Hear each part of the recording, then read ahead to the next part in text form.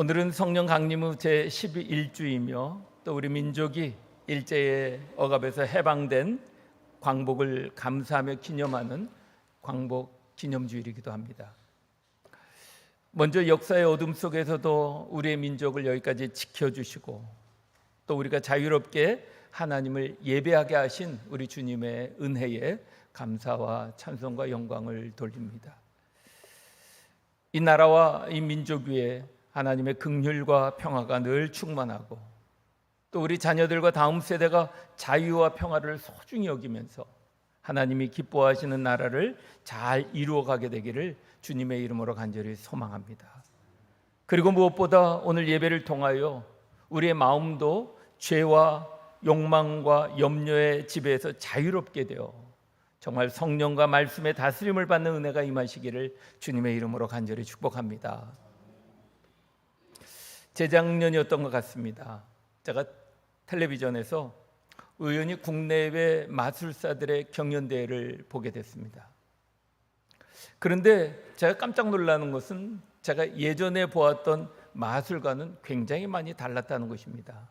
예전에는 과거의 마술은 그냥 어떤 물건이 사라지게 했다가 또 나타나게 했던 기술이었다면 요즘 마술은 사람들의 마음 속으로 들어가서 사람들의 마음속에 들어가서 다 읽고 있는 것 같은 느낌을 갖게 됐습니다. 관객을 무대로 초대해서 카드나 숫자나 단어를 마음속에 생각하게 하고는 그 마술사가 그 생각을 정확하게 알아맞히는 것입니다. 거기에는 심리적인 원리와 언어의 유도, 또 세밀한 관찰과 기억술, 또 치밀한 무대 연출을 통해서 관객들의 마음을 이야기 속으로 쫙 끌어들이고 있는 것을 보면서 깜짝 놀랐습니다. 저는 그것을 보면서 이런 생각을 했습니다. 마술의 기술이 시대에 따라 이렇게 정교하게 발전해 가듯이 우리의 마음을 사로잡는 것들도 시대에 따라 정교하게 모습을 바꾸어 가고 있구나 하는 생각입니다. 우리도 자신도 모르는 사이에 돈과 성공, 사람들의 인정과 염려에 마음이 빼앗기며 살아갑니다.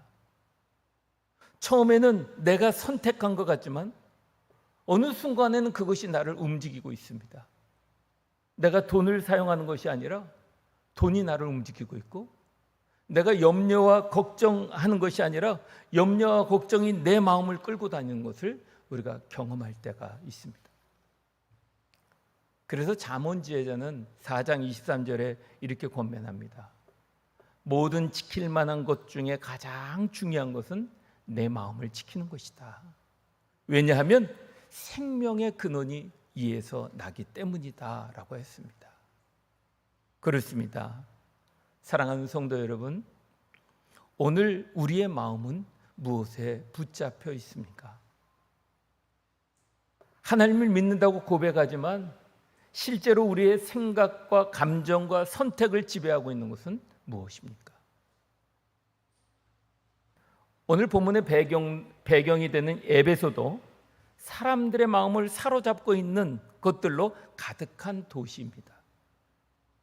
에베소는 당시 로마 제국 아시아 지역의 정치, 경제, 문화의 중심지였습니다. 동시에 거기에는 거대한 아데미 신전을 중심으로 우상 숭배와 주술과 마술이 아주 성행했던 도시였습니다. 사람들은 아데미 여신이 자신들을 보호하고 번영해 준다고 절대적으로 믿었던 사람들이었습니다. 그래서 대부분의 많은 사람들이 주문이 기록된 책과 부적을 간직하고 있었습니다. 그리고 자신들의 욕망을 이루어주고 불안을 해결해 줄 거라 믿고 있었던 것입니다. 겉으로는 정말 화려하고 풍요로운 것 같지만 당시 에베소 사람들의 마음속에는 우상과 욕망과 두려움에 붙잡혀 살아가고 있음을 보여주고 있습니다. 바울은 아볼로에게 고린도 사역을 맡기고 이 도시 에베소로 돌아오게 됩니다.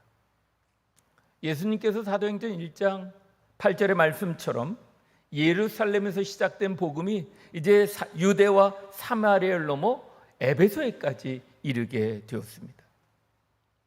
그리고 오늘 본문을 담고 있는 사도행전 19장은 1절부터 다 읽어야 되지만 시간상 8절부터 20절까지 읽었습니다만, 에베소에서 일어난 역사는, 복음은 몇 사람의 종교를 바꾸는 데 머물지 않고 사람의 마음을 바꾸고 삶의 형식을 바꿔놓고 마침내 도시를 움직였던 우상과 욕망의 구조까지 흔들어 놓는 능력이었음을 만나게 되는 말씀입니다.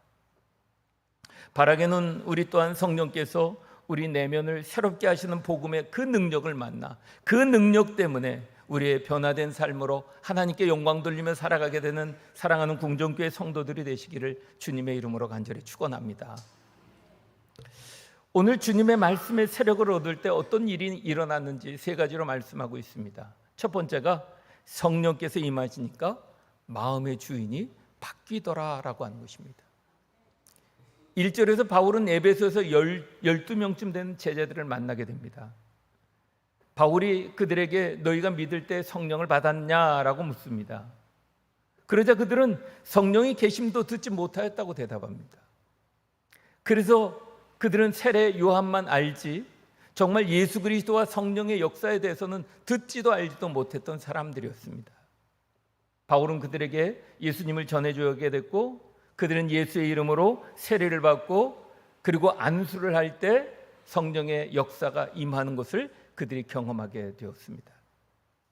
여기서 우리는 신앙의 본질을 발견하게 됩니다. 참된 신앙이란 무엇인가? 참된 신앙이라고 하는 것은 예수 그리스도를 내 삶의 주인으로 모시고 성령의 다스림을 받으며 살아가는 사람들이 참된 신앙을 소유한 사람이다라고 하는 것입니다. 교회 오래 다니고 예배를 드리면서도 여전히 돈과 염려, 사람의 평가에 우리의 마음의 지배를 받으며 살아갈 수 있습니다. 그러므로 중요한 질문이 이것입니다. 지금 내 마음은 누구의 다스림을 받고 있는가? 지금 내 마음은 누구의 다스림을 받으며 살아가고 있는가? 정말 성령의 다스림을 받고 우리가 살아간다면 우리는 내 욕망보다 하나님의 뜻을 구할 것이고, 내 감정보다 말씀에 순종할 것이고, 사람의 평가보다 어떻게 하면 하나님을 기쁘시게 하는 삶을 살 것인가 선택하며 살아가게 되는 것입니다. 성령은 진리의 영이시기에 우리를 반드시 진리의 말씀으로 날마다 새롭게 빚어주시는 것입니다. 그러므로 사랑하는 성도 여러분, 성령께서 내 마음에 임하시면 내 삶의 주인이 바뀌게 됩니다. 오늘 성령께서 이 시간 우리의 마음을 진리로 새롭게 빚어주시는 은혜가 여러분들의 마음에 임하기를 주님의 이름으로 간절히 축복합니다. 이 말씀이 들어오면 세상의 거짓된 소리가 힘을 잃게 됩니다. 성령의 다스림을 받는 사람에게 주어진 두 번째 은혜가 바로 여기에 있습니다. 주의 말씀이 우리의 생각과 삶을 바꾸어 놓는다는 것입니다. 바울은 그들에게 예수 그리스도에 대해서 가르쳤습니다. 그리고 이어 8절을 보면 회당에 들어가게 됩니다. 석 달 동안 하나님 나라에 대해서 담대히 강론을 합니다. 그런데 9절에 보면 반응이 나옵니다. 어떤 사람들은 말씀에 순종하지 않고, 많은 사람들은 복음을 비방하는 사람들도 나타나게 됐습니다. 그런데 바울을 보십시오. 9절에 보면 그들과 논쟁하고 다투는데 힘을 쏟지 않습니다. 오히려 그들을 떠나 믿는 제자들을 따로 세우고, 여러분들이 잘 아시는 두란노 서원에서 날마다 말씀을 가르치며 복음을 전하는 일에 집중을 하게 됩니다. 여러분, 두란노 서원은 당시 유명했던 철학가 수사학을 가르치는 곳이었습니다. 바울은 그가 익힌 수사학과 그의 지식을 통해서 날마다 말씀을 가르쳤습니다. 달리 표현한다면 꾸준하게 본격적으로 말씀으로 제자 훈련을 하게 되었던 것입니다. 그 결과 10절에 보면 이렇게 기록되어 있습니다. 2해 동안 이같이 하니 아시아에 사는 자는 유대인이나 헬라인이나 다 주의 말씀을 듣더라. 할렐루야. 이런 역사가 일어나게 됩니다. 오랫동안 우상과 주술과 마술의 마음이 뺏겼던 사람들이 하나님의 말씀이 마음에 들어가자 놀랍게도 그들이 정말 무엇이 참되고 무엇이 거짓인지를 분별하기 시작하게 되었다는 것입니다. 그렇습니다. 세상은 끊임없이 우리에게 이런 메시지를 줍니다. 돈이 많아야 안전하다. 사람들에게 인정받아야 가치 있는 사람이다. 더 많이 가져야 행복하다. 남들보다 앞서야 성공한 인생이다라고 끊임없이 반복하며 얘기합니다. 이 이야기를 끊임없이 듣다 보니까 이것이 진리처럼 우리에게 다가오고 있습니다. 그러나 하나님의 말씀은 전혀 다릅니다. 하나님은 우리에게 끊임없이 너는 하나님의 사랑받는 자녀다. 너의 가치는 소유와 성취로 결정되는 것이 아니다. 너의 생명과 앞날은 하나님의 손에 있다. 내가 결코 너를 버리지도 아니하고 떠나지도 아니할 것이다 라고 우리에게 끊임없이 들려주고 있는 것입니다.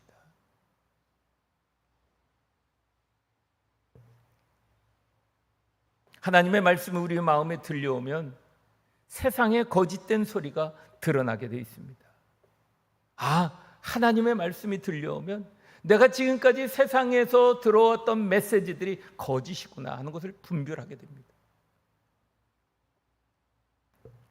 여러분, 돈이 나를 구원할 수 없습니다. 사람의 인정이 내 존재의 가치를 결정하는 것이 아닙니다. 염려하고 걱정한다고 미래를 통제할 수 없음을 우리는 하나님의 말씀을 통해 깨닫게 되지 않습니까? 그래서 예수 그리스도를 믿는 사람은 담대하게 살아가는 이유가 여기에 있는 것입니다. 사랑하는 성도 여러분, 세상의 소리가 날마다 우리의 마음속에 들어오는 세상 속에 우리는 살아가고 있습니다. 그러므로 하나님의 말씀도 날마다 우리 안에 들어와야 합니다. 들려와야 하는 것입니다. 한 주간 동안 세상의 소리는 수없이 듣는데 하나님의 말씀은 일주일에 한 번만 듣는다면 우리의 마음이 어느 쪽으로 기울겠습니까?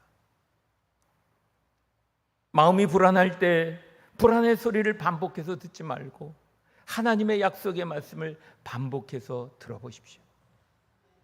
사람의 말 한마디가 마음을 흔들 때 그 말을 며칠 되새기보다 주님의 날마다 주님의 말씀과 동행하면서 나를 향한 하나님의 말씀을 자꾸 마음에 되새겨 보십시오. 말씀이 들려오면, 말씀이 들어오면 세상의 거짓된 소리가 힘을 잃게 되는 것입니다. 워낙에는 주의 말씀이 우리의 생각과 선택과 삶을 다스리는 은혜가 우리 모두에게 임하는 시간이 되시기를 주님의 이름으로 간절히 축복합니다. 세 번째, 참된 믿음은 붙잡고 있던 것을 내려놓게 합니다. 주님의 말씀을 듣는 역사와 함께 하나님께서는 바울의 손을 통해 놀라운 능력도 나타나게 하십니다. 12절에 보면 바울이 손수건이나 앞치마를 가져다가 병든 사람에게 얹었더니 그 병든 사람이 병이 떠나가고 악귀가 나가는 역사가 나타나게 됩니다. 그 모습을 스게와의 7 아들들이 보게 됩니다. 그리고 그들도 예수님의 이름을 주문처럼 사용하려고 합니다. 그들이 악한 영을 향해서 이렇게 말합니다. 내가 바울이 전파하는 예수를 의지하여 너에게 명한다. 그러자 15절에 악한 영이 대답합니다. 내가 예수도 알고 바울도 알거니와 너는 누구냐라고 되묻습니다. 얼마나 당황스럽고 얼마나 놀랐겠습니까? 우리는 이 사건을 통해 깨닫게 되는 것이 있습니다. 스게와의 아들들은 예수를 믿지 않았습니다.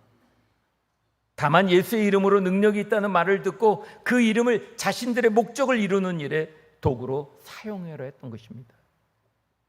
그러나 여러분, 예수의 이름은 주문도 주술도 아닙니다. 예수의 권세는 단순히 예수의 이름을 소리내어 부르는 행위에서 나오는 것이 아닙니다. 그 예수의 권세는 예수 그리스도의 살아계신 예수 그리스도가 나의 주인이심을, 나의 그리스도이심을 고백하며 살아가는 믿음의 사람들을 통해서 나타나는 것이 예수의 권세요, 예수 이름의 능력인 것입니다. 그러므로 우리가 예수의 이름을 믿고 예수 이름에 순종하고 가장 높여드려야 할 이름이 바로 예수 그리스도의 이름인 줄을 믿으시기를 주님의 이름으로 간절히 축복합니다. 신앙은 하나님을 움직여 내 뜻을 이루는 것이 아닙니다. 내 뜻을 내려놓고 하나님의 뜻에 나를 맡기는 것입니다. 주님, 내 뜻대로 마옵시고 아버지의 뜻대로 하옵소서. 이 믿음이 참된 믿음이요 건강한 믿음입니다. 이 믿음에 하나님의 역사가 있는 것입니다. 18절과 19절에 보면 많은 사람들이 자신들의 행한 일을 자복합니다. 스게와의 아들들이 예수님의 이름을 이용하려 했다면, 그러나 에베소에 믿는 사람들은 전혀 다른 모습이 18절과 19절에 나타나고 있습니다. 에베소 사람들은 자신들의 행한 일을 자복합니다.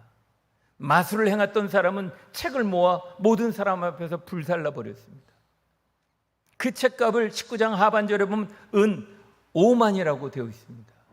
이 은 5만 원 오늘의 가치로 정확하게 환산하기 어렵지만 쉽게 포기할 수 없는 막대한 가치임을 우리에게 말해주고 있는 것입니다. 그러나 그들은 그 책들은 단지 값비싼 물건이 아닙니다. 그들이 오랫동안 의지해온 것이었습니다. 불안할 때 붙들었던 것이고 자신의 미래와 성공을 보장해 준다고 믿었던 것입니다. 그런데 예수님을 진정으로 믿게 되자 그것을 불태워버렸다는 것입니다. 그들은 그들의 책을 불태웠기 때문에 구원받은 것이 아닙니다. 예수님을 진정으로 믿었기 때문에 더 이상 그것을 붙들 필요가 없다는 것입니다. 이것이 바로 회개라고 말하는 것입니다. 회개. 회개는 마음으로 잘못을 인정하는 데서 끝나지 않고 내가 붙잡고 있던 것을 실제로 끊어내는 일인 것입니다. 그렇다면 우리가 불태워야 할 책은 무엇입니까? 실제 책이 아니라 예수님보다 더 의지해 온 것들 말입니다. 마음속에 간직해온 욕망이라든지 놓지 못한 상처, 숨겨둔 죄, 사람에 대한 집착, 돈에 대한 탐욕, 내가 옳다는 고집, 놓지 못한 상처와 미움일 수 있습니다. 예수님께 마음을 드린다는 것은 내가 이제는 이런 것들을 내려놓겠다는 결단인 것입니다. 이것이 회개입니다. 참된 믿음은 붙잡고 있던 것들을 실제로 내려놓기로 결단하는 것입니다. 그 결과 어떤 일들이 일어나게 되냐면 에베소에서 19장 20절입니다. 오늘 말씀의 핵심입니다. 이와 같이 주의 말씀이 힘이 있어 흥왕하여 세력을 얻으니라. 할렐루야. 바울의 명성이 세력을 얻은 것이 아닙니다. 주의 말씀이 세력을 얻게 되었다라고 말씀하고 있는 것입니다. 사람들의 마음을 지배했던 우상과 마술과 두려움은 힘을 잃게 되고 하나님의 말씀이 그들의 선택과 그들의 생각과 그의 삶을 다스리기 시작했다는 것입니다. 복음은 한 사람의 마음만 위로하고 끝나는 것이 아닙니다. 마찬가지로 사람의 기술이나 교회의 조직이 힘을 얻는 것이 아닙니다. 복음은 마음을 다스리면, 복음이 마음을 다스리면 우리는 돈을 사용하는 방식이 달라지는 것입니다. 사람을 대하는 태도와 일하는 목적이 달라지게 되는 것입니다. 그로 인해 가정이 달라지고 일터가 달라지고 마침내 세상의 잘못된 문화와 구조까지 흔들리게 되는 것입니다. 사랑하는 성도 여러분, 마술쇼를 보는 관객은 자신이 자유롭게 선택한다고 생각합니다. 그러나 자신도 모르는 사이에 마술의 언어와 손짓과 연출에 이끌려 선택하게 됩니다. 우리 역시 자유롭게 살아간다고 생각하지만 어쩌면 세상의 욕망과 두려움, 사람의 평가와 돈의 논리에 이끌려 살아가고 있는지 모르겠습니다. 오늘 주님은 우리에게 물으십니다. 지금 내 마음의 주인은 누구냐? 무엇에 이끌려 오늘 살아가고 있느냐라고 오늘 우리에게 물으시는 것입니다. 에베소 사람들은 진정으로 예수를 믿었기에 자신들을 붙들고 있던 마술책을 불태워버렸습니다. 그것은 구원을 받기 위해 버린 것이 아니라 구원받았기 때문에 더 이상 붙들 수 없었다는 것입니다. 오늘 우리도 주님 앞에 지금까지 주인 삼아온 것을 내려놓고 고백하며 선포하기를 원하는 것입니다. 내 마음의 주인은, 내 인생의 주인은 돈도 성공도 사람의 인정도 아니라 정말 나를 위해 죽으시고 다시 살아나신 예수 그리스도만이 내 삶의 주인이십니다라고 고백하며 선언하기를 원하시는 것입니다. 우리 한번 따라합시다. 예수 그리스도만이 내 삶의 주인이십니다. 예수 그리스도만이 내 삶의 주인이십니다. 할렐루야. 사도 바울은 로마서 10장 10절에 이렇게 고백합니다. 사람이 마음으로 믿어 의에 이르고 입으로 시인하여 구원에 이르느니라. 여러분들의 고백과 선포가 여러분들의 삶의 구원을 이루어 주실 줄 믿습니다. 이러한 은혜가 오늘 주의 말씀을 듣는 우리 사랑하는 성도들의 삶과 가정과 일터와 섬기는 교회 위에 이제로부터 영원토록 함께 하시기를 우리 주 예수 그리스도의 이름으로 간절히 축원합니다.